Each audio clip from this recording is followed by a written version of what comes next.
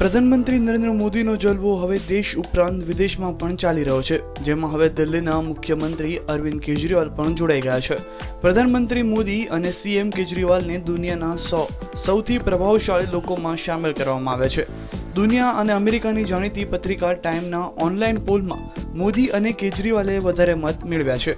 મોદીને 0.6 અને કેજરીવાલને 0.5% મત મળ્યા છે।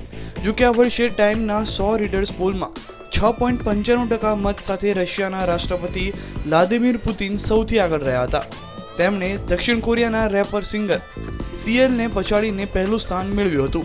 પોપ સ્ટાર લેડી ગાગાને 2.6, રિહાનને 1.9 અને ટેલર સ્વિફ્ટને 1.8% મત મળ્યા હતા।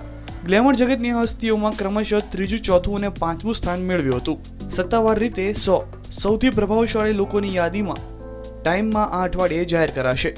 મોદીને 0.6% મત મળ્યા હતા, પરંતુ તેમના પક્ષમાં માત્ર 34% અને વિપક્ષમાં 66% લોકોએ મત આપ્યો હતો, જ્યારે આમ આદમી પાર્ટીના સંયોજક અરવિંદ કેજરીવાલ વિશે 71% મતદાર કહ્યું હતું કે તેમનું નામ યાદીમાં હોવું જોઈતું નહોતું।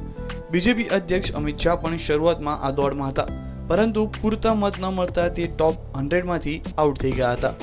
Bureau report, news online.